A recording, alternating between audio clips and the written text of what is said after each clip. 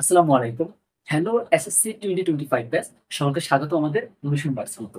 আজকে আমরা এসএসসি যে রসায়ন বই রয়েছে, সেই এসএসসি রসায়ন বইয়ের পঞ্চম অধ্যায় রাসায়নিক বন্ধন খুবই গুরুত্বপূর্ণ একটা চ্যাপ্টার। এই খুবই গুরুত্বপূর্ণ চ্যাপ্টারের ২ নাম্বার পার্ট নিয়ে হাজির হয়েছি। আমরা অলরেডি কিন্তু তোমাদের জন্য এই রাসায়নিক বন্ধনের উপরে পার্ট 1 দিয়ে দিয়েছি। যেখানে আমরা হচ্ছে টোটাল ৯ টা টপিক নিয়ে আলোচনা করেছি, ক্যাটায়ন ও অ্যানায়ন পর্যন্ত। সো আজকে যে আমরা পার্ট নিয়ে আলোচনা করব, এই পার্টের মাধ্যমে আলটিমেটলি তোমাদের যে রাসায়নিক বন্ধন চ্যাপ্টারটা রয়েছে, এই চ্যাপ্টারটা পুরোপুরি কি হয়ে যাবে, শেষ হয়ে যাবে। তো দেখো আমি ডান পাশে অলরেডি লিখে রেখেছি ৭টা টপিক। আজকে আমরা এই ভিডিওতে ৭টা টপিক নিয়ে আলোচনা করব, অর্থাৎ ৯টা আর ৭টা টোটাল ১৬টা টপিকের মাধ্যমে কিন্তু তোমাদের এই চ্যাপ্টারটা পুরোপুরি কি হয়ে যাবে, কমপ্লিট হয়ে যাবে। সো তোমাদের বেসিক ক্লাসটা কমপ্লিট করার পরে, এই ২টা পার্টের মাধ্যমে বেসিক ক্লাস কমপ্লিট করার পরে আমরা আলোচনা করবো হচ্ছে সিকিউ নিয়ে।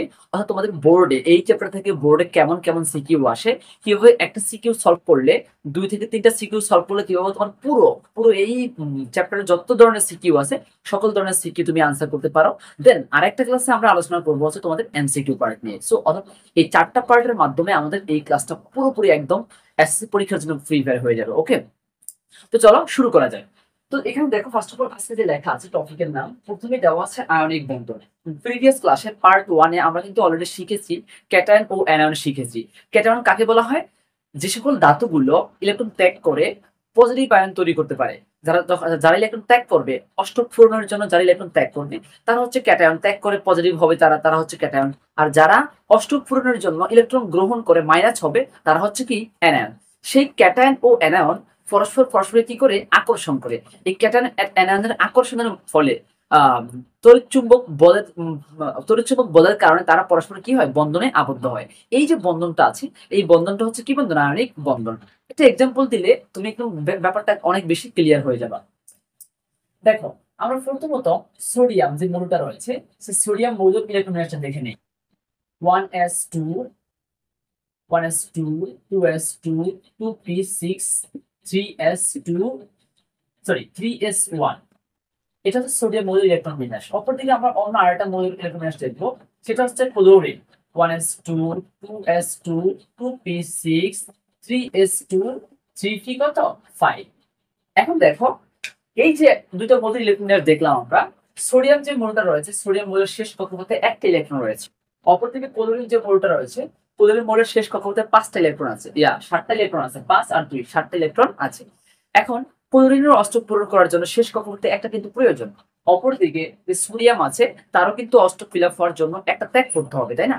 এই যে একজনের ত্যাগ করা প্রয়োজন আর একজনের গ্রহণ করা প্রয়োজন অষ্টক ফিল আপ করার জন্য। আমরা জানি যে পদার্থসারণীতে যে সকল মৌলগুলো রয়েছে, নিষ্ক্রিয় গ্যাসগুলো ছাড়া, নিষ্ক্রিয় গ্যাসগুলো তো অলরেডি স্থিতিশীল বা তাদের শেষ কক্ষপথে দ্বিত্বক বা অষ্টক ফিল আপ করা আছে।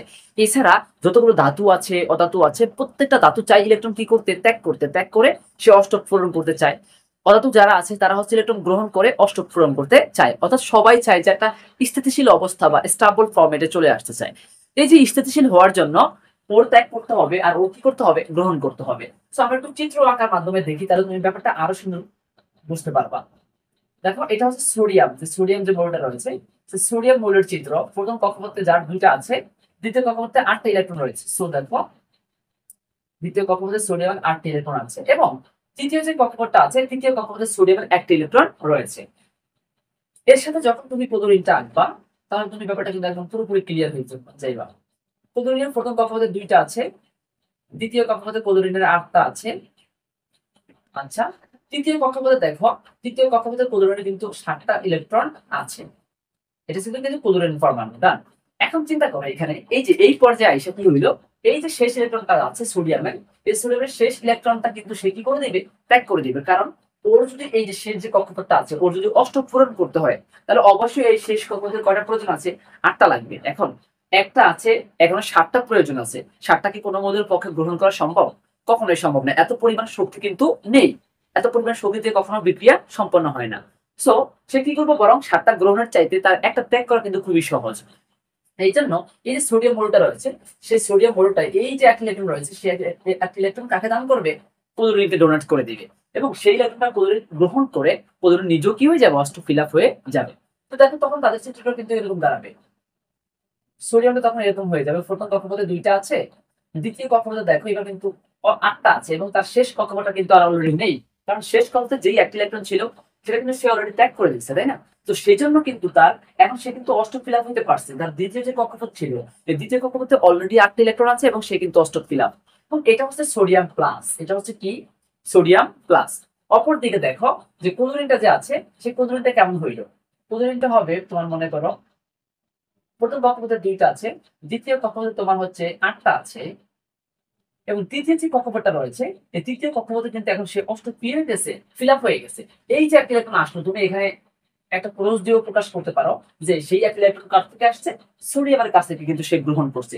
গ্রহণ করে দেখে এবার কিন্তু সে অষ্টক ফিল আপ হইতে পারছে। যেহেতু সে একটা গ্রহণ করছে, তারপরে সে হচ্ছে কি মাইনাস, সে হচ্ছে কি অবভিয়াসলি সে মাইনাস। সো এই যে দেখো একজন প্লাস হইলো আর একজন কি হইলো মাইনাস হইলো, তারা কিন্তু এই যে দুজনের সম্পর্কে আবদ্ধ হয়েছে, বন্ধনে আবদ্ধ হয়েছে, তাই না? একটা সম্পর্ক, এখানে কিন্তু একটা তড়িৎচুম্বক বল কাজ করে, আকর্ষণ বল কাজ করে। এই আকর্ষণ বলের মাধ্যমে তারা আলটিমেটলি এক ধরনের বন্ধনে আবদ্ধ হয়। একজনে ত্যাগ করে আর একজনে গ্রহণ করে। এই ত্যাগ আর গ্রহণের ফলে যেই বন্ধনটা তৈরি হবে সেই বন্ধনটার নামই হচ্ছে কি বন্ধন? আয়নিক বন্ধন। ঠিক আছে কথা? তো এখানে দেখো আমরা যোগটাকে এভাবে লিখতে পারি যে সোডিয়াম যে মৌলটা ছিল, সোডিয়াম কি করলো? সোডিয়াম একটা ইলেকট্রন ত্যাগ করলো, ত্যাগ করে আলটিমেটলি সোডিয়াম প্লাস হইলো। অপরদিকে ক্লোরিন কি করলো? একটা ইলেকট্রন গ্রহণ করলো, ক্লোরিন গ্রহণ করে ক্লোরিন কি হইলো? মাইনাস হয়ে গেল। ঠিক আছে? এখন দেখো তুমি এখানে ক্যালকুলেশন করতে পারো, পুরোটুকু ক্যালকুলেশন করলে এই যে একটা ইলেকট্রন এই পাশে প্লাস ছিল আর এই একটা ইলেকট্রন এই পাশে প্লাস, আমি যদি ওরে এই পাশে পাশে পাঠিয়ে দেই তাহলে ও কিন্তু মাইনাস হবে। কত হবে? মাইনাস হবে, রাইট? সো এই ইলেকট্রনটা এই ইলেকট্রনটা কি যাবে আলটিমেটলি কাটা। কিভাবে কাটা আর একটু বুঝে ট্রাই করো। আমি কেন আসলে তুমি বলতে পারো যে ভাই আসলে এই পাশে ইলেকট্রন, এই যে এই ওয়ান ইলেকট্রনটা সোডিয়াম একটা ইলেকট্রন ত্যাগ করছে সেটা এই পাশে দিছেন, আর ক্লোরিন একটা ইলেকট্রন গ্রহণ করলো সেটা এই পাশে কেন দিলেন? কথা আছে না তোমার? দেখো তুমি যদি এভাবে লিখতে পারতা কিন্তু যে সোডিয়াম কি করলো? মাইনাস দিয়ে এক ইলেকট্রন প্যাক করতে পারছে, প্যাক করছে, তাই করে তুমি লিখতে পারো সোডিয়াম প্লাস। সোডিয়াম একটা ইলেকট্রন ছেড়ে দিছে, তার মানে আমি ছেড়ে দিয়ে বুঝেছি যে মাইনাস সে ত্যাগ করে দিছে একটা। ঠিক আছে? অপর দিকে দেখো ক্লোরিন কি করলো? এক ইলেকট্রন গ্রহণ করলো, যেহেতু প্লাস দিয়ে আমি বুঝালাম যে এত। কিন্তু ইলেকট্রন পিছনে কখনো নেগেটিভ চিহ্ন থাকতে পারে না। দেখো এই যে মাইনাস, ইলেকট্রনের পিছনে কখনো মাইনাস চিহ্ন থাকতে পারে না, সবসময় প্লাস দিয়ে লিখতে হয় ইলেকট্রনটাকে। ঠিক আছে? এই জন্য এই ওয়ান ইলেকট্রনটাকে এই পাশে না লিখে আমরা কোন পাশে লিখলাম? এই পাশে লিখলাম। কথা কি ক্লিয়ার? এরপরে দেখো তখন এই যে এই পাশে ডান এই তীরের এই পাশে থাকে কি সোডিয়াম প্লাস আর হচ্ছে ক্লোরিন মাইনাস, ক্লোরিন সোডিয়াম আর হচ্ছে ক্লোরিন থাকে। দেন এই পাশে থাকে কি Na প্লাস আর হচ্ছে Cl মাইনাস, এই দুজন থাকে কিন্তু। পরে দুজনে একত্রে মিলিত হয়ে আলটিমেটলি তোমার কি হইলো? NaCl গঠন করে ফেললো। এই NaCl টাই হচ্ছে আলটিমেটলি তোমার কি বন্ধন? আয়নিক বন্ধন। এবং দেখো আয়নিক বন্ধনটা আলটিমেটলি কাদের মধ্যে সংঘটিত হয়? আণবিক বন্ধনটা কিন্তু হবে ধাতু প্লাস অধাতুর মধ্যে, ধাতু প্লাস কাদের মধ্যে? অধাতুর মধ্যে। এটা তুমি খুবই ক্যালকুলে মাথায় রাখবা। ধাতুর ইলেকট্রন কি করে দেয়? ধাতুর হচ্ছে ইলেকট্রন ত্যাগ করে। সোডিয়াম কিন্তু একটা ধাতু। অপরদিকে অধাতুরা কি করে? অধাতুর হচ্ছে একটা ইলেকট্রন কি করে গ্রহণ করে, সেটা একটা গ্রহণ করতে পারে, দুটো গ্রহণ করতে পারে, তিনটাও গ্রহণ করতে পারে। ঠিক আছে কথা? সো ধাতু এবং অধাতুর মধ্যে যে আকর্ষণ বা তড়িৎচুম্বক বলে আকর্ষণের ফলে যে বন্ধন সংঘটিত হয় সেই বন্ধনের নামে হচ্ছে তোমার কি বন্ধন? আয়নিক বন্ধন। ঠিক আছে? সো এই পর্যায়ে আমাদের আণবিক বন্ধন গেল। তুমি এখান থেকে দেখো আমরা আরো একটা এক্সাম্পল দিতে পারি আণবিক বন্ধনের। মনে করো আমরা যে আরেকটা এক্সাম্পল দেওয়ার ট্রাই করি বা চিন্তা করি, তাহলে দেখো sodium hydride, sodium hydride, sodium এবং হাইড্রোজেনের মধ্যে আমরা আণবিক বন্ধন দেখাবো। সোডিয়াম ও হাইড্রোজেনের মধ্যে আমরা কি দেখাবো? আণবিক বন্ধন দেখাবো। আমরা অলরেডি জানি যে সোডিয়াম কি করে? সোডিয়াম একটা ইলেকট্রন ত্যাগ করে দেয়। অপরদিকে দেখো হাইড্রোজেন, হাইড্রোজেন কিন্তু গ্রুপ 1 এর মৌল, তাই না? এখন তোমাদের কথা যে যেহেতু আমরা জানি যে গ্রুপ 1 এর মৌল যারা, গ্রুপ 2 এর মৌল যারা, গ্রুপ 1 এর মৌলগুলো হচ্ছে ধাতু, অপরদিকে গ্রুপ 2 এর মৌলগুলো হচ্ছে কি অধাতু, তাই না? এটা তোমাদের কথা। এখন তাহলে ধাতু সরি গ্রুপ 1 এর মৌলগুলো ধাতু, গ্রুপ 2 এর মৌলগুলো হচ্ছে মৃৎক্ষার ধাতু, গ্রুপ 16 17 এরা হচ্ছে অধাতু আলটিমেটলি। তো ধাতুগুলো সবসময় ইলেকট্রন ত্যাগ করে, তাই না? এই যে হাইড্রোজেন যে আছে, হাইড্রোজেনও তো আলটিমেটলি তোমার গ্রুপ 1 এর মৌল, তাহলে সেও তো ত্যাগ করার কথা, তাই না? ইলেকট্রন তারও কি করার কথা? ত্যাগ করার কথা। কিন্তু দেখো এই যে হাইড্রোজেনটা রয়েছে, ও কিন্তু গ্রুপ 1 এর মূল, ও গ্রুপ 1 এর মূল। তাহলে গ্রুপ 1 এর মধ্যে আর গ্রুপ 1 এর মধ্যে কিভাবে বন্ধন সৃষ্টি হয়? আমি তোমাকে বলেছিলাম যে ধাতু আর অধাতুর মধ্যে তোমার আণবিক বন্ধন সম্পন্ন হবে। তাহলে এখানে তো কেউই অধাতু না, তাহলে বন্ধন কিভাবে সম্পন্ন? তোমার মনে প্রশ্ন থাকতে পারে কিন্তু। তো এটার আনসার হচ্ছে যে এই যে হাইড্রোজেনটা রয়েছে না, এই হাইড্রোজেনটা মাঝে মাঝে ধাতু হইতে পারে, মাঝে মাঝে অধাতু হইতে পারে। তো ম্যাক্সিমাম টাইমে কিন্তু হাইড্রোজেনটা অধাতু রূপে কাজ করে। ওকে? তো এই পর্যায়ে হাইড্রোজেন কি করবো? হাইড্রোজেন একটা ইলেকট্রন গ্রহণ করে সে অধাতুর মতো একটা বৈশিষ্ট্য কি করবে? গ্রহণ করবে বা অধাতুর মতো বৈশিষ্ট্য দিয়ে থাকবে, বৈশিষ্ট্য প্রদান করবে। তো দেখো এই যে ওর কিন্তু অষ্টক প্রয়োজন আছে, তার মানে ও কি করবে, একটা ইলেকট্রন ত্যাগ করে দিবে। সেই ত্যাগকৃত ইলেকট্রনটা এই যে হাইড্রোজেন রয়েছে, এই হাইড্রোজেন গ্রহণ করবে। দেখো আমার চিত্রটা যদি আঁকি তাহলে তুমি বিষয়টা একদম ক্লিয়ারলি বুঝবা। প্রথম কক্ষপথে সোডিয়ামের 2টা আছে, দ্বিতীয় কক্ষপথে সোডিয়ামের আছে আছে 8টা, এবং তৃতীয় কক্ষপথে সোডিয়ামের কয়টা আছে, একটা আছে। অপরদিকে দেখো হাইড্রোজেন যে মৌলটা রয়েছে তার কিন্তু আহ শুধুমাত্র প্রথম কক্ষপথে একটা ইলেকট্রন আছে। আমার নিচ দিয়ে দেখো এই ইলেকট্রনটাকে, এটা হচ্ছে সোডিয়াম পরমাণু আর এটা হচ্ছে তোমার কি করবো, হাইড্রোজেন পরমাণু। এখন দেখো তখন এই সোডিয়াম কি করবো, এই এক ইলেকট্রন ওকে ডোনেট করে দিবে, ঠিক আছে। ডোনেট করলে আলটিমেটলি কেমন ফর্ম হবে দেখো, প্রথম কক্ষপথে 2টা আছে সোডিয়ামের, দ্বিতীয় কক্ষপথে অলরেডি 8টা হয়ে গেছে। তখন এই সোডিয়ামটার সোডিয়াম থাকবে না, সে হয়ে যাবে সোডিয়াম প্লাস। অপরদিকে দেখো, অপরদিকে হচ্ছে হাইড্রোজেন যে আছে, হাইড্রোজেনের এখানে একটা এখানে একটা চলে আসছে। এই যে ও যেটা দিল ইলেকট্রন, সেই ইলেকট্রনটা কিন্তু তোমার আলটিমেটলি এই পয়েন্টে বসবে, ঠিক আছে। এখন দেখো এটা হচ্ছে হাইড্রোজেন মাইনাস হয়ে গেল। তো এই যে এইচ প্লাস এইচ মাইনাস আর হচ্ছে Na প্লাস আলটিমেটলি বিক্রিয়া করার মাধ্যমে এই যে একটু আমরা দেখাইলাম, সোডিয়াম মনে করো যে সোডিয়াম কি করলো, এক ইলেকট্রন ত্যাগ করে সোডিয়াম প্লাস হয়ে গেল, ঠিক আছে। অপরদিকে হাইড্রোজেন কি করলো, একটা ইলেকট্রন গ্রহণ করে হাইড্রোজেন মাইনাস হয়ে গেল, তাই না। পরে তারা এইভাবে দেখো ইলেকট্রন তারা চলে যাবে, সোডিয়াম আর হচ্ছে হাইড্রোজেন বিক্রিয়া করে সোডিয়াম প্লাস হইলো, হাইড্রোজেন কি হইলো, মাইনাস হইলো। দেন সেখান থেকে তোমার NaH যৌগটা কি হয়ে গেল, গঠিত হয়ে গেল, বা সোডিয়াম হাইড্রেট যৌগ কি হইলো, গঠন হইলো। তো এভাবে করে তুমি যে কোনো অধাতুর সাথে, যে কোনো ধাতুর সাথে অধাতুর যে একটা বন্ধন, আণবিক বন্ধন, তোমাকে যদি এখানে এখন তোমাকে কেউ বলে তাহলে তুমি ম্যাগনেসিয়াম অক্সাইডের চিত্রটা এঁকে দেখাও। আণবিক বন্ধনের যে ম্যাগনেসিয়াম যে অক্সিজেনের সাথে আণবিক বন্ধন গঠন করে, এই চিত্রটা তুমি এঁকে দেখো, তুমি কিন্তু অবভিয়াসলি পারবা। ম্যাগনেসিয়াম কি করবো, তার শেষ কক্ষপথে যে 2টা ইলেকট্রন আছে সেই 2টা ডোনেট করে দিবে। কাকে ডোনেট করবে, অক্সিজেন ডোনেট করবে। কারণ হচ্ছে অক্সিজেনের কিন্তু শেষ কক্ষপথে অষ্টক হওয়ার জন্য 2টি ইলেকট্রন শর্টেজ আছে বা ঘাটতি আছে, ওকে। তো এই ছিল আমাদের ফুল ডিটেলস আণবিক বন্ধনের আলোচনা। এখন দেখো আমরা কিন্তু অলরেডি আণবিক বন্ধনের আলোচনা করে ফেলেছি, এবং প্রিভিয়াস পার্টে তোমাদের কিন্তু আরো 9টা টপিক আলোচনা করেছে, টোটাল 10টা টপিক শেষ। এখন তুমি আসলে এই যে ক্লাসটা দেখতেছো, ক্লাসটা দেখার পরে কিন্তু তোমাকে কি করতে হবে, এগুলো অবশ্যই তোমাদের মেইন বইটা রয়েছে, ক্লাসটা দেখবা, প্রয়োজনে কিছু কিছু নোট করবা, কথাগুলো নোট করে নিবা। দেন তারপরে তোমার মেইন বইটা রয়েছে, দেন সেই মেইন বইটা আবার একদম সুন্দর করে পড়বা। তাহলে তুমি দেখবে তোমার পুরো বেসিকটা ক্লিয়ার হয়ে যাবে, এবং তুমি সবকিছু কিন্তু A to Z বুঝতে পারবা। শুধু ক্লাস দেখেই যে তুমি ভালো পারফর্ম করতে পারবা, পরীক্ষা লিখতে পারবা, এটা কিন্তু হবে না, ঠিক আছে। শুধু ক্লাস দেখে তোমার বেসিকটা ক্লিয়ার হবে, এন্ড তুমি যখন নিজে পড়বা তখন তোমার মাথায় সবকিছু একদম যাবে, ঠিক আছে। তো দেখো এরপর যে আমরা হচ্ছে সমজীবী বন্ধন নিয়ে আলোচনা করবো। সো সমজীবী বন্ধন আসলে কি, আণবিক বন্ধন যেমন ধাতু প্লাস অধাতুর মধ্যে সম্পন্ন হয়, সো সমজীবী বন্ধনটা হচ্ছে অধাতু আর হচ্ছে অধাতুর মধ্যে সম্পন্ন হয়ে থাকবে। দেখো আমি লিখে আছি একটু, অধাতু প্লাস হচ্ছে অধাতু। তার মানে চিন্তা করো, এখন তোমার মনে কোশ্চেন চলে আসতেছে, আমরা জানি যে একটা মৌল ইলেকট্রন ত্যাগ করে অপর মৌল ইলেকট্রন কি করে, গ্রহণ করে। এক ত্যাগ এবং গ্রহণের কারণেই আলটিমেটলি কি হয়, বন্ধন সম্পন্ন হয়। কিন্তু যদি দুইটাই অধাতু চলে আসে, সেখানে কি কেউ কখনো ইলেকট্রন ত্যাগ করতে পারবে, কখনোই না। সেখানে কিন্তু কেউ কখনো ইলেকট্রন কি করতে পারবে না, ত্যাগ করতে পারবে না। দুজনেই চাইবে কি, গ্রহণ করতে। এখন তুমি চিন্তা করো, কোনো উৎস নাই, মানে কেউ তোমাকে ডোনেট করবে না, কেউ তোমাকে ইলেকট্রন দিবে না, তাহলে সে গ্রহণ করবে কোন জায়গা থেকে, তখন কি করবে তারা, তখন তারা হচ্ছে শেয়ার করবে। মনে রাখবা সমজীবী বন্ধনটা আলটিমেটলি শেয়ার বা ভাগাভাগির মাধ্যমে সম্পন্ন হয়ে থাকে। একটা এক্সাম্পল দিলে তুমি ব্যাপারটা বুঝবা।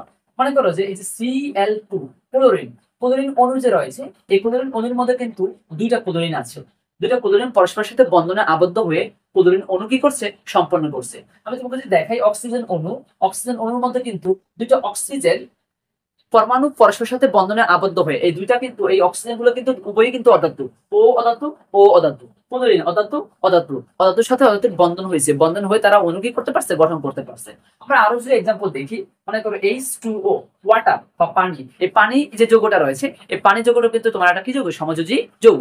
এখানে তোমার অক্সিজেন হচ্ছে তোমার অধাতু, হাইড্রোজেন যেটা রয়েছে সেটাও তোমার আলটিমেটলি কি, অধাতু, ওকে। তো প্রত্যেকটা ডিটেলস আমরা দেখবো আসলে কিভাবে তারা সমযোজী বন্ধন সম্পন্ন করে। তো ফার্স্ট অফ অল মনে করি যে আমরা ক্লোরিন যেটা রয়েছে সেটা একটু দেখার ট্রাই করি। ক্লোরিন 17টা ইলেকট্রন রয়েছে।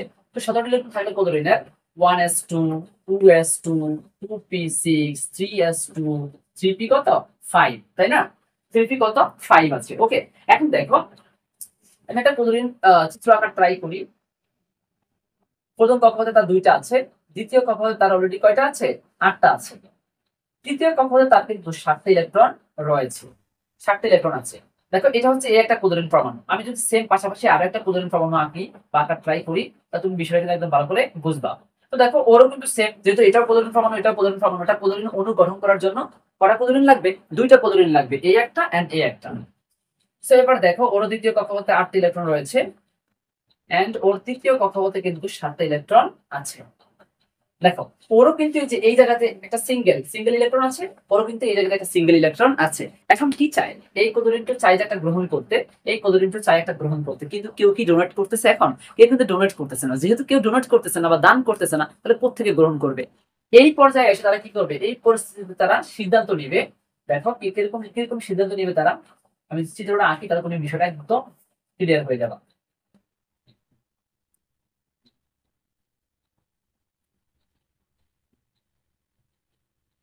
দেখো এই যে এই পর্যায়ে এসে দুইটা ক্লোরিন Cl2 অণু হয়ে গেল।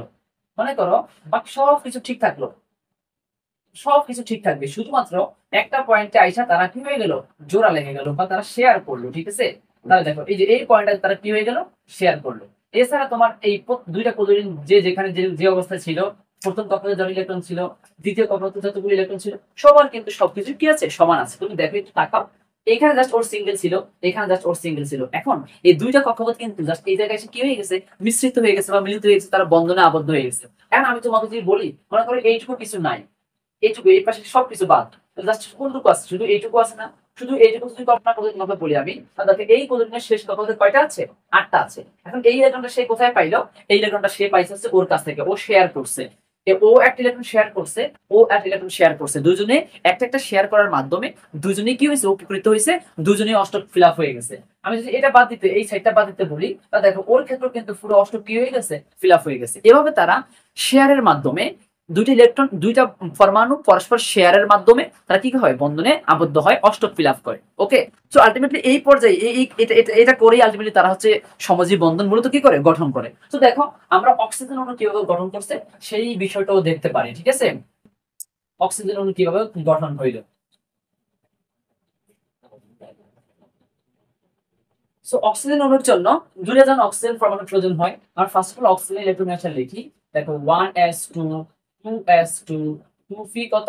2p হচ্ছে তোমার 4। ডান, চিত্রটা আঁকবো আমরা। প্রথম কক্ষপথ আছে কি দ্বিতীয় কক্ষপথ? সো প্রথম কক্ষপথ ওর কয়টা আছে? সরি, প্রথম কক্ষপথ ওর আছে কয়টা? দুইটা। দ্বিতীয় কক্ষপথে দেখো, দ্বিতীয় কক্ষপথে ওর আছে হচ্ছে 6টা। কয়টা আছে? 6টা আছে কিন্তু।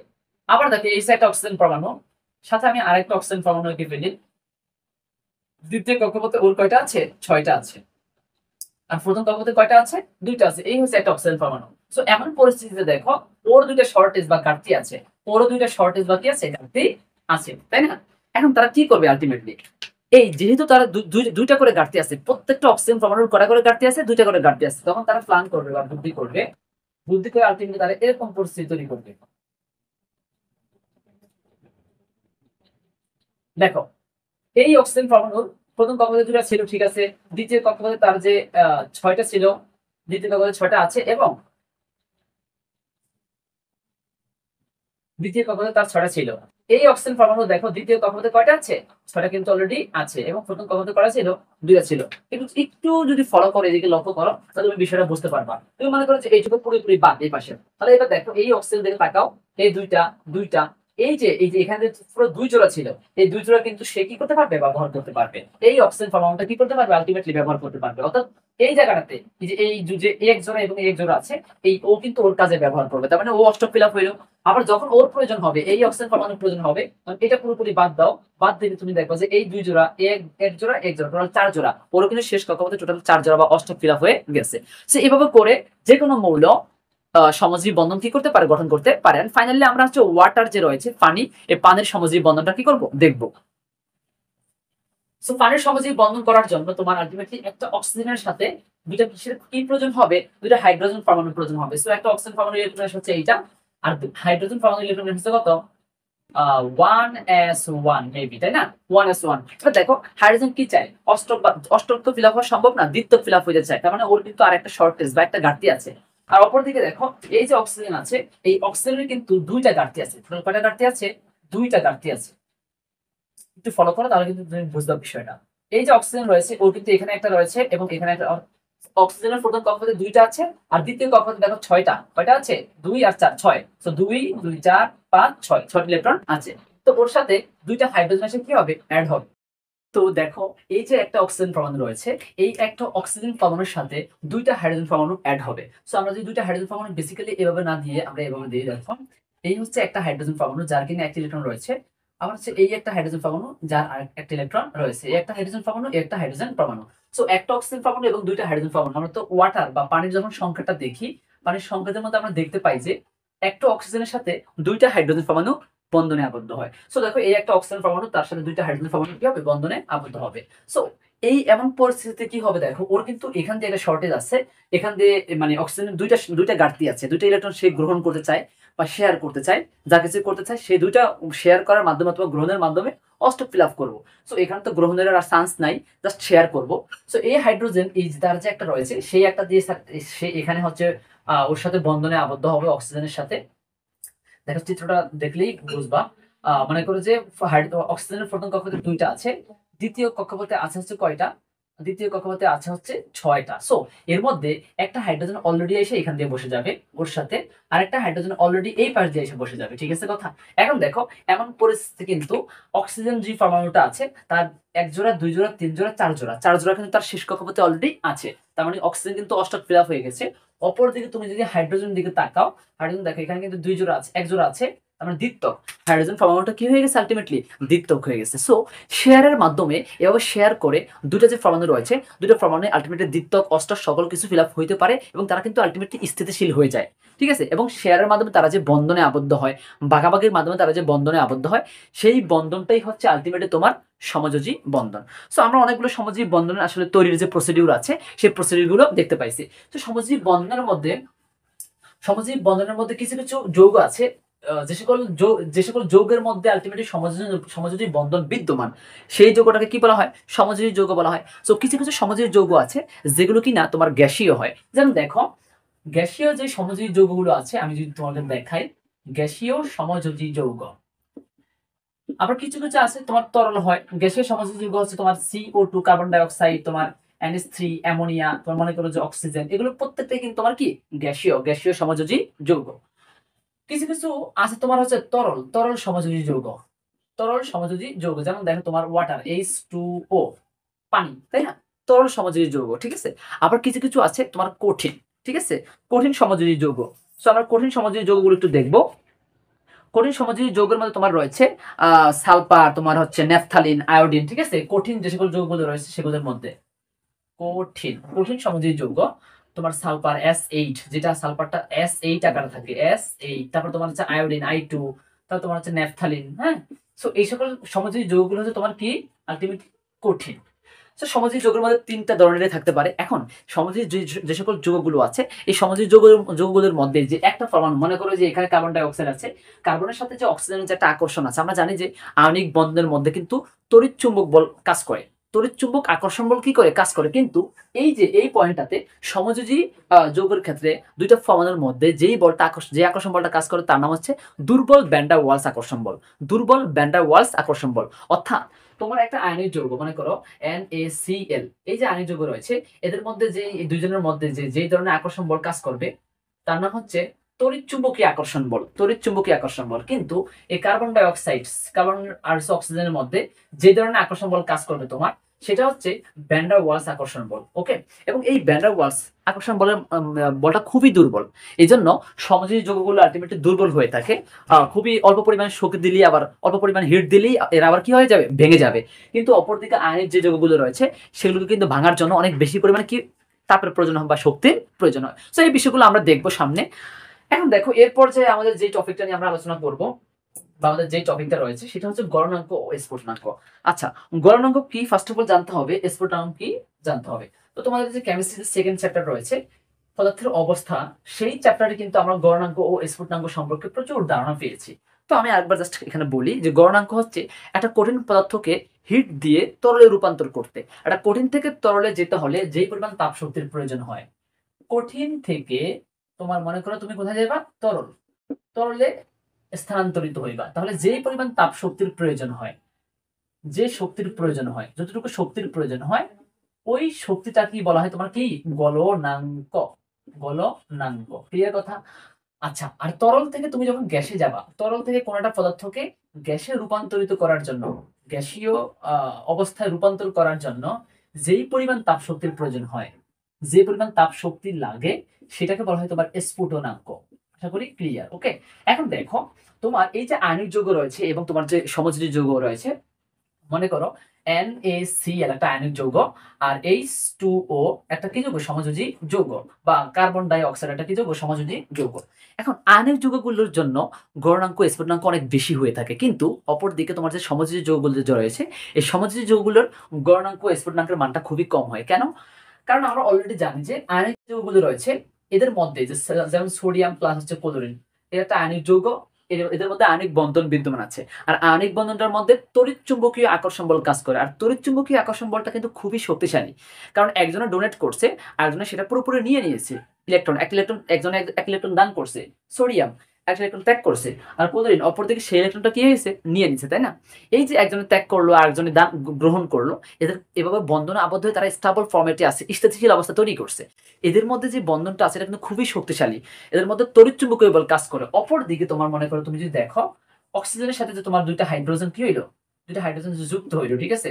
এটাও কিন্তু তোমার একটা বন্ধন, কিন্তু এটা সমযোজী বন্ধন। এদের মধ্যে যেই বলটা কাজ করতেছে সেটা হচ্ছে দুর্বল ভ্যান ওয়ালস আকর্ষণ বল। তো এই ভ্যান ওয়ালস আকর্ষণ বলটা খুবই খুবই মানে দুর্বল। হ্যাঁ, সো ওরে যদি তুমি অল্প পরিমাণ হিট দিয়ে দাও, তাহলে ওদের বন্ধনটা কি হয়ে যাবে? ভেঙে যাবে। কিন্তু অপরদিকে তোমাদের যেই আয়নিক যৌগগুলো যে রয়েছে, সেই আয়নিক যৌগগুলোর বন্ধন ভাঙার জন্য অনেক বেশি পরিমাণ হিট দিতে হবে। এই জন্য আলটিমেটলি ওদের বন্ধন যেহেতু শক্তিশালী, এই জন্য ওর জন্য ওর গলনাঙ্ক স্ফুটনাঙ্ক মানে আয়নিক সকল আয়নিক যৌগের গলনাঙ্ক স্ফুটনাঙ্ক হচ্ছে অনেক বেশি, আর অপরদিকে সকল সমযোজী যৌগের গলনাঙ্ক স্ফুটনাঙ্কের মানটা খুবই কম। ঠিক আছে কথা? আশা করি বুঝতে পারছো। সো এরপর যে আমরা যে আমাদের পরবর্তী টপিকটা আছে দ্রাব্যতা, খুবই খুবই ইম্পর্টেন্ট এবং খুবই ভাইটাল একটা টপিক, যেখান থেকে তোমার পরীক্ষায় যে এই চ্যাপ্টার থেকে যখন কোশ্চেন আসবে, ম্যাক্সিমাম কোশ্চেন গুলো তোমার মনে করো যে এই দ্রাব্যতা বা দ্রবণীয়তা এই টপিক থেকেই এসে থাকবে। ঠিক আছে? সো দ্রাব্যতা বা দ্রবণীয়তা খুবই খুবই মনোযোগ সহকারে তোমাকে বুঝতে হবে। ফার্স্ট অফ অল মনে করো আমি একটা পাত্র নিলাম, আমি দুইটা পাত্র নিলাম। সো এখানে কিন্তু তোমার মনে করো যে ওয়াটার আছে বা পানি আছে, এটার মধ্যে তোমার ওয়াটার বা পানি আছে। ডান। এখন তুমি দেখো এদের মধ্যে আমরা লবণ বা NaCl কি করে দিলাম? লবণ ছেড়ে দিলাম, লবণ দিয়ে দিলাম। লবণ দেওয়ার পরে আর ওর মধ্যে দিলাম হচ্ছে আমরা কি? ওর মধ্যে দিলাম হচ্ছে মনে করো যে আমরা এখানে কি দিলাম? আমরা মিথানল বা একটা কিছু দিলাম, ঠিক আছে? সমযোজী যৌগ দিলাম আর একটা পানির মধ্যে। আমরা কি দিতে পারি? আমরা হচ্ছে মনে করো যে তোমার সরিষার তেল, কেরোসিন, ন্যাপথালিন, এখানে দিলাম মনে করো সরিষার তেল, ন্যাপথালিন, কেরোসিন, যে কোনো একটা সমযোজী যৌগ দিলাম। এখন দেখো এই যে লবণটা, এই লবণটা ছিল তোমার আয়নিক যৌগ, অপরদিকে সরিষার তেল, ন্যাপথালিন, কেরোসিন এগুলো হচ্ছে তোমার কি যৌগ? সমযোজী যৌগ। যখন তুমি পানির মধ্যে একটা আয়নিক যৌগ দিয়ে দিবা, লবণ দিয়ে দিছো, তখন এই লবণটা কিন্তু পুরোপুরি ওর সাথে মিক্স হয়ে যাবে বা পুরোপুরি মিশে যাবে, দ্রবীভূত হয়ে যাবে একদম পুরোপুরি। একটু পরে কিন্তু আর লবণের কোনো কি থাকবে না? অস্তিত্ব থাকবে না। অপরদিকে দেখো এই যে পাত্রটা যে আছে, এই পাত্রের মধ্যে সরিষার তেল এবং পানি আছে, এটা কিন্তু কখনোই মিশ্রিত হবে না। কেরোসিন তেল বলো বা ন্যাপথালিন বলো, এটা কখনোই পানির সাথে কি হবে না? মিশ্রিত হবে না। এটাকে বলা হয় অদ্রবিত অবস্থা।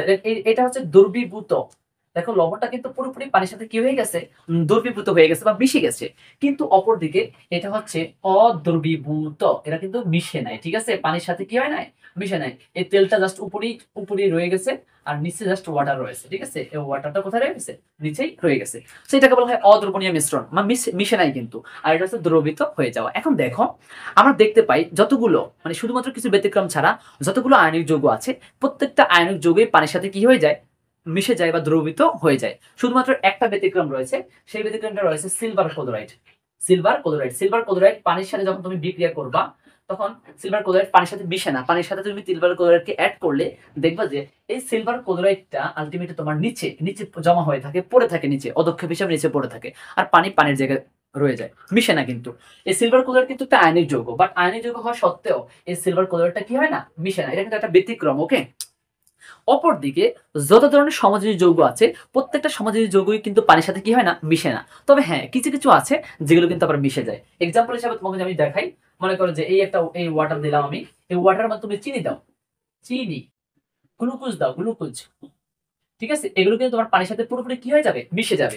কিন্তু এই চিনি, গ্লুকোজ এগুলো উভয়ই কিন্তু সমযোজী যৌগ। এগুলো সমযোজী যৌগ হওয়া সত্ত্বেও এগুলো পানির সাথে কি হয়ে যায়? মিশে যায়। ঠিক আছে কথা? তোমার এখানে ব্যতিক্রম বিষয়গুলো মনে রাখতে হবে যে কোনগুলো আলটিমেটলি ব্যতিক্রম দেখায়। আবার আলটিমেটলি মেজর বিষয় কোনটা, যে আয়নিক যৌগগুলো পানির সাথে মিশে কিন্তু সমযোজী যৌগগুলো পানির সাথে মিশে না। কিন্তু কেন এই যে মিশে না বা মিশে, এই বিষয়টা কেন, আয়নিক যৌগগুলো কেন পানির সাথে দ্রবীভূত হয়ে যায়, সমযোজী যৌগগুলো কেন দ্রবীভূত হইতে পারে না, প্রবলেমটা কোথায় আসলে, ঠিক আছে। তো আমরা সেই প্রবলেমটাই দেখবো। তো এই প্রবলেমটা দেখার পূর্বে অবশ্যই ফার্স্ট অফ অল আমাদের দেখে নিতে হবে যে ওয়াটার বা পানি রয়েছে, সেই পানির স্ট্রাকচারটা বা পানির বন্ধনটা, ঠিক আছে। পানি কেমন আসলে, আমরা বন্ধন দেখে আসছি যে পানি হচ্ছে কি যৌগ, সমযোজী যৌগ। ওকে, এখন দেখো এই সমযোজী যৌগের মধ্যে আমরা জানি যে প্রত্যেকটা বন্ধনের মধ্যে কিন্তু দুটো করে ইলেকট্রন আছে। একটা ইলেকট্রন হচ্ছে তোমার হাইড্রোজেনের, এখানে কিন্তু একটা ইলেকট্রন হাইড্রোজেনের, আর একটা ইলেকট্রন কার, অক্সিজেনের। একটা ইলেকট্রন হাইড্রোজেনের আর একটা ইলেকট্রন অক্সিজেনের। আমরা কিন্তু যখন এই স্ট্রাকচারটা আঁকছিলাম পানির, যে সমযোজী বন্ধন যখন আঁকছিলাম, তখন কিন্তু তুমি অলরেডি দেখছো যে বন্ধনের মধ্যে যারা বন্ধনে আবদ্ধ হয় দুজনে কিন্তু শেয়ারের মাধ্যমে আলটিমেটলি বন্ধনে আবদ্ধ হয়। সো দেখো এই যে বন্ধনের যে ইলেকট্রন গুলো আছে, এই বন্ধনের ইলেকট্রন গুলো, এখানে যে অক্সিজেন মৌলটা রয়েছে, এই অক্সিজেন মৌলটা হচ্ছে অধিক তড়িৎ ঋণাত্মক মৌল। অধিক তড়িৎ ঋণাত্মক মৌল, অক্সিজেনের তড়িৎ ঋণাত্মক মান হচ্ছে, ঋণাত্মকতার মান হচ্ছে 3.5। অপরদিকে হাইড্রোজেনের তড়িৎ ঋণাত্মকতার মান হচ্ছে কত, 2.1। তার মানে অক্সিজেন যে মৌলটা আছে তার তড়িৎ ঋণাত্মকতা বেশি। তড়িৎ ঋণাত্মকতা মানে কি, বন্ধনে আবদ্ধকৃত যে ইলেকট্রন গুলো আছে, দেখো বন্ধনে আবদ্ধকৃত যে ইলেকট্রন গুলো আছে, সেই ইলেকট্রন গুলোকে কোন একটা মৌল তার নিজের দিকে যে টেনে নেওয়ার যে ক্ষমতাটা আছে, নিজের দিকে টেনে নেওয়ার যে ক্ষমতা, এটাকে বলা হয় তড়িৎ ঋণাত্মকতা। তার মানে কি করবে, এই যে বন্ধনে যে ইলেকট্রন গুলো যে আছে, এই ইলেকট্রন গুলোকে অক্সিজেন তার নিজের দিকে টেনে নেবে, হালকা করে তার নিজের দিকে কি করবে, টেনে নেবে, তাই না। তো সেক্ষেত্রে তখন কেমন হয়ে যাবে ব্যাপারটা, ব্যাপারটা হবে এরকম, মনে করছে এই ইলেকট্রন গুলো একটু কাছাকাছি, অক্সিজেনের কাছাকাছি চলে আসবে, ঠিক আছে। হাইড্রোজেন থাকবে একটু কোথায়, দূরে থাকবে। এই অবস্থায় যখন আমরা জানি যে কি, আমরা জানি যে যে ইলেকট্রন গ্রহণ করে সে হচ্ছে নেগেটিভ, যে ইলেকট্রন ত্যাগ করে সে হচ্ছে কি পজিটিভ। যেহেতু এই পার্টিকুলার অক্সিজেনটাই তার তড়িৎ ঋণাত্মকতা বেশি হওয়ার কারণে বন্ধনে আবদ্ধকৃত ইলেকট্রনগুলোকে তার নিজ দিকে টেনে নিয়ে আসছে, তখন এই অক্সিজেনটা হয়ে যাবে কি জানো, ডেল্টা নেগেটিভ। কি হয়ে যাবে, ডেল্টা নেগেটিভ। আর অপর দিকে দেখো ও হবে কি, ডেল্টা পজিটিভ। হাইড্রোজেন গুলো ডেল্টা পজিটিভ হয়ে যাবে। কেন, কারণ হাইড্রোজেন গুলো তার ইলেকট্রন, তার যে বন্ধন ইলেকট্রন গুলো ছিল সেগুলো হালকা ছেড়ে দিছে, ফলে অক্সিজেন হালকা টেনে নিয়ে তার দিকে নিয়ে গেছে, ঠিক আছে কথা। এই ডেল্টা পজিটিভ আর ডেল্টা নেগেটিভ কেন হচ্ছে আশা করি বুঝতে পারছো। আর যে সকল যৌগগুলোর মধ্যে এরকম ডেল্টা নেগেটিভ ডেল্টা পজিটিভ থাকবে তারাই হচ্ছে আলটিমেটলি পোলার সমযোজী যৌগ। আমরা জানি যে ওয়াটার বা পানি, পানি কিন্তু ফার্স্ট অফ অল একটা সমযোজী যৌগ, কারণ তারা হচ্ছে ইলেকট্রন কি করছে, শেয়ারের মাধ্যমে, এই যে হাইড্রোজেন ইলেকট্রন শেয়ার করছে, অক্সিজেন ইলেকট্রন শেয়ার করছে, এই শেয়ারের মাধ্যমে তারা বন্ধনে কি হতে পারছে, আবদ্ধ হয়েছে, ঠিক আছে। ফার্স্ট অফ অল সমযোজী যৌগ। যখনই তাদের মধ্যে আবার ডেল্টা নেগেটিভ ডেল্টা পজিটিভ আসবে তখন তারা হচ্ছে আলটিমেটলি পোলার হয়ে যাবে। সো এই ফানিটা হচ্ছে তোমার দুইটা স্টেজ, দুইটা কেজ আছে এর মধ্যে, একটা হচ্ছে ফানি সমযোজী যৌগ, দেন হচ্ছে আবার ফোলার সমযোজী যৌগ। ওকে, এখন দেখো এই ফোলার সমযোজী যৌগের মধ্যে মনে করো যে আমি কি করলাম, এই পানির মধ্যে এই ওয়াটার ছিল, এই ওয়াটারের মধ্যে আমি কি দিলাম, লবণ দিলাম, NaCl, লবণ ঢেলে দিলাম। লবণ ঢেলে দেওয়ার পরে এখন লবণটাকে কিভাবে এই পানিটাকে সুন্দর করে একদম মিশ্রিত করে ফেলে, কিভাবে করে আলটিমেটলি। সো এই বিষয়টা এখন আমরা দেখবো। একটু চিন্তা করো, যখন আমি লবণটাকে পানির মধ্যে দিব তখন কি হয়, এই যে লবণের একটা পজিটিভ অংশ আছে, একটা কিন্তু নেগেটিভ অংশ আছে। সোডিয়ামটা হচ্ছে লবণের পজিটিভ অংশ, এটা হচ্ছে প্লাস, আর এটা হচ্ছে কি মাইনাস। অপরদিকে দেখো পানির কিন্তু তোমার একটা ডেল্টা নেগেটিভ প্রান্ত আছে আর একটা ডেল্টা পজিটিভ প্রান্ত আছে, তাই না। একটা নেগেটিভ প্রান্ত আছে, একটা পজিটিভ প্রান্ত আছে। যখন কোনো আয়নিক যৌগকে আমি পানির মধ্যে দিব বা পানির মধ্যে নিব, নেয়ার ফলে পানির যে নেগেটিভ প্রান্ত আছে সেই নেগেটিভ প্রান্তটায় লবণ বা আয়নিক যৌগের পজিটিভ প্রান্তকে কি করবে, আকর্ষণ করবে। কিভাবে দেখো, আমি একটু দেখাই। সোডিয়ামটা মনে করো যে মাঝখানে বসে আছে, তখন পানিটাই আলটিমেটলি এভাবে থাকবে লবণের এই সোডিয়ামের চারপাশে। দেখো এই যে এই প্রত্যেক পাশে হাইড্রোজেন গুলো কিন্তু দূরে দূরে থাকবে, হাইড্রোজেন গুলো কোথায় থাকবে, চারপাশে কিন্তু দূরে দূরে থাকবে। অপরদিকে তোমার অক্সিজেন যে রয়েছে, ডেল্টা নেগেটিভ অক্সিজেন, এই ডেল্টা নেগেটিভ অক্সিজেনটা কিন্তু তোমার এই যে ইসের পাশে, কি বলা যায়, সোডিয়ামের পাশে থাকবে, এবং এই অক্সিজেনের সাথে কিন্তু সোডিয়াম একটা কি হবে, বন্ধন বন্ধন হবে, ঠিক আছে। এই যে এভাবে। এবার তুমি দেখো হাইড্রোজেন যে যেগুলো ডেল্টা পজিটিভ ছিল সেগুলো কোথায় আছে, দূরে আছে, ঠিক আছে। কেন দূরে আছে, কারণ আমরা জানি সমধর্মী আধান পরস্পরকে কি করে, আকর্ষণ করে, আর বিপরীতধর্মী আধান পরস্পরকে সমধর্মী আধান পরস্পরকে বিকর্ষণ করে, আর বিপরীতধর্মী আধান পরস্পরকে কি করে, আকর্ষণ করে। তো এবার দেখো তুমি এই যে অক্সিজেন যেটা ছিল, এই অক্সিজেনটা তো তোমার ডেল্টা নেগেটিভ। অপরদিকে তোমার যে এই যে আয়নিক যৌগ রয়েছে, সেই আয়নিক যৌগের পজিটিভ অংশ কোনটা আছে, সোডিয়াম প্লাস আছে। এই প্লাসটা আলটিমেটলি কাকে হালকা আকর্ষণ করবে, মাইনাসটাকে আকর্ষণ করবে। তো এবার দেখো তখন কি হইলো, তখন এই অক্সিজেনটা আলটিমেটলি এই সোডিয়ামের সাথে একটা বন্ধনে কি হয়ে যায়, আবদ্ধ হয়ে যায়, হালকা বন্ধনে আবদ্ধ হয়ে যায়। এখন কোন সময় এই বন্ধনটা হবে, তুমি বলতে পারো যে অক্সিজেনের সাথে তো হাইড্রোজেনের একটা বন্ধন অলরেডি আছে, তাহলে এই অক্সিজেনটা কি হবে, সোডিয়ামের সাথে বন্ধনে আবদ্ধ হবে। একটু চিন্তা করো, ওর সাথে ওর যে বন্ধনটা আছে, এই অক্সিজেনের সাথে যে বন্ধনটা আছে, আলটিমেটলি ব্যাপারটা যেরকম আর কি, এই অক্সিজেনটা হচ্ছে একটা মেয়ের মতো, হ্যাঁ। একটা মেয়ে ফার্স্ট অফ অল একটা ছেলের সাথে রিলেশন করে, ঠিক আছে। মনে করো যে ও হচ্ছে গরিব, হ্যাঁ, ওর টাকা পয়সা নাই, হ্যাঁ, ও এই ছেলেটা হচ্ছে গরিব, ওর টাকা পয়সা নাই। তখন কি করলো, এই অক্সিজেনটা দেখলো হচ্ছে লোভী, আর সোডিয়ামটা যে আসলো দেখলো যে ওর অনেক বেশি পরিমাণ কি আছে, টাকা পয়সা আছে। তখন কি করবে, ও ওর সাথে ব্রেকআপ করে বা ওর সাথে বন্ধনটা কমপ্লিট করে ভেঙে দিয়ে, তখন ও কিন্তু ওর সাথে বন্ধনে আবদ্ধ হয়ে যাবে। ব্যাপারটা কিন্তু এরকমই। অক্সিজেনের সাথে হাইড্রোজেনের যেরকম সম্পর্ক ছিল বা যেরকম বন্ধন ছিল, এই বন্ধনের শক্তি যতটুকু ছিল, এটা কিন্তু সমাজেরই বন্ধন। এখানে কিন্তু দুর্বল ভ্যান ওয়ালস আকর্ষণ বল কাজ করে এগুলোর মধ্যে, ঠিক আছে। তখন কি হবে, এই অক্সিজেনটাই এই সোডিয়ামের সাথে বন্ধনে আবদ্ধ হয়ে যাবে। বন্ধনে আবদ্ধ হইলে তখন এটা হচ্ছে স্ট্রং বন্ড, ঠিক আছে। কারণ এটা হচ্ছে ধাতু, এটা হচ্ছে একটা অধাতু, আর এখানে ছিল দুইজনই অধাতু। ধাতুর মধ্যে যে বন্ধনটা হবে সেটা হচ্ছে স্ট্রং বন্ড বা শক্তিশালী বন্ধন। তখন এই জন্য এই আলটিমেটলি এই অক্সিজেনটা হাইড্রোজেনের সাথে বন্ধনটা ব্রেক করে, কার সাথে বন্ধন তৈরি করে, সোডিয়ামের সাথে বন্ধন তৈরি করে। অপরদিকে দেখো, ওর যে নেগেটিভ অংশ ছিল, আয়নিক যৌগের যে নেগেটিভ প্রান্তটা আছে, সেই নেগেটিভ প্রান্ত কি করব, নেগেটিভ প্রান্ত মনে করো যে ক্লোরিন, ক্লোরিন এই জায়গায় আছে। এখন এবার এবার কি হবে দেখো, এবার হচ্ছে তোমার আলটিমেটলি এরকম হবে, এবার হাইড্রোজেন গুলো এই পাশে থাকবে, এভাবে না থেকে তোমার মনে করো যে এভাবে থাকতে পারে, আমি দেখাচ্ছি। হাইড্রোজেন, মনে করো যে এই হাইড্রোজেন, মনে করো এই হাইড্রোজেন, এভাবে চারপাশে হাইড্রোজেন কি থাকবে, ওর সাথে ক্লোরিনের সাথে যুক্ত অবস্থায় থাকবে, ঠিক আছে। চারপাশে একদম চারপাশে মনে করো যে হাইড্রোজেন গুলো যুক্ত অবস্থায় থাকবে, ঠিক আছে। তাহলে এই হাইড্রোজেনের সাথে ক্লোরিনটা কি থাকবে, সম্পর্ক তৈরি হবে, বন্ধন তৈরি হবে। কেন বন্ধন তৈরি হবে, কারণ হচ্ছে এই হাইড্রোজেনের সাথে এই যে অক্সিজেনের যে বন্ধন ছিল, এই হাইড্রোজেনের সাথে এই অক্সিজেনের বন্ধন আলটিমেটলি দুর্বল বন্ধন ছিল, ঠিক আছে। আগের মতোই কিন্তু কেস, প্রত্যেকটা কিন্তু সেম কেস। তো তোমার পরীক্ষায় কিন্তু এরকম চিত্র আসবে, যে এরকম চিত্র কিন্তু তোমার পরীক্ষায় আঁকতে হবে। আয়নিক বন্ধনের যে নেগেটিভ প্রান্ত যে ছিল তাকে মাঝখানে দিতে হবে, দিয়ে তোমার এক ধরনের বন্ধন দেখাইতে হবে। যখন তুমি নেগেটিভটাকে মাঝখানে দিবা, তখন তোমার কিন্তু হাইড্রোজেন ওর কাছাকাছি থাকবে, তখন অক্সিজেন কিন্তু দূরে থাকবে। আবার যখন তুমি পজিটিভ প্রান্তটাকে মাঝখানে দিবা, তখন কিন্তু অক্সিজেন কাছাকাছি চলে আসবে। ওকে, তো এই ছিল আমাদের দ্রাব্যতা বা দ্রবণীয়তা। অপরদিকে তুমি দেখো, সমযোজী যৌগগুলো যখন আমি দিব এর মধ্যে, মনে করো ওয়াটারের মধ্যে যখন সমযোজী যৌগ দিব, তখন কেন তারা বন্ধন তৈরি করতে পারে না? তারা বন্ধন তৈরি করতে পারে না হচ্ছে এই জন্য, একটু চিন্তা করো। মনে করো যে আমি ওয়াটার দিলাম, এই ওয়াটারের মধ্যে সরিষার তেল দিলাম, সরিষার তেল যেটা সেটাও সমযোজী যৌগ। পানি যেটা আছে সেটাও কিন্তু তোমার কি যৌগ, সমযোজী যৌগ।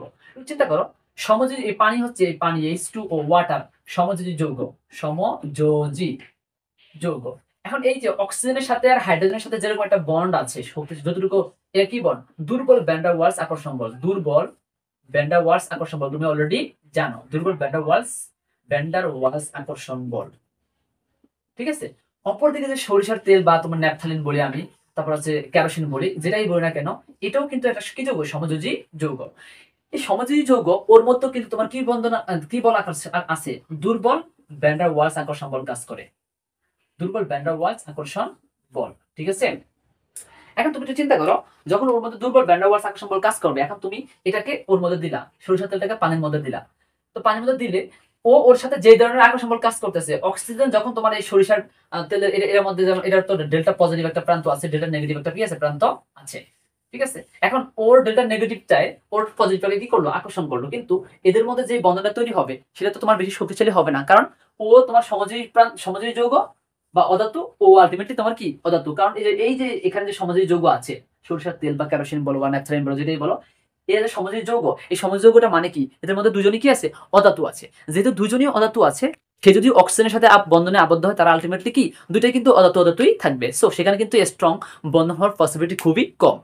এই জন্য সমযোজী যৌগের মধ্যে কোনো তোমার কোনো একদম স্মার্টলি সুন্দর একটা পজিটিভ প্রান্ত, একটা নেগেটিভ প্রান্ত নাই, কিন্তু থাকলেও ডেল্টা প্লাস ডেল্টা মাইনাস আছে। এই জন্য আলটিমেটলি সমযোজী যৌগগুলো পানির মধ্যে কি হয় না, দ্রবীভূত হয় না বা দ্রবীভূত হতে পারে না, ঠিক আছে কথা। তো এরপর যে আমরা দেখবো আমাদের বিদ্যুৎ পরিবাহিতা। বিদ্যুৎ পরিবাহিত খুবই খুবই সিম্পল একটা টপিক, আমরা ইজিলি ভাবে বিষয়টা কিন্তু বুঝতে পারবো। যে আয়নিক যৌগগুলো, মনে করো যে আমি কি করলাম, আমি হচ্ছে এই কটা পাত্র নিলাম, এখানে তোমার মনে করো যে ইলেকট্রোড আছে, ঠিক আছে। এখানে আমি সোডিয়াম ক্লোরাইড দিয়ে দিলাম, ঠিক আছে, সোডিয়াম ক্লোরাইড দিলাম। এখানে তোমার মনে করো যে আমি দিলাম হচ্ছে চিনি, চিনি। এখানে আমি মনে করো লাইন করে দিলাম, কারেন্ট বিদ্যুতের লাইন, মনে করো একটা বাতি দিয়ে দিলাম, একটা বাতি, ঠিক আছে।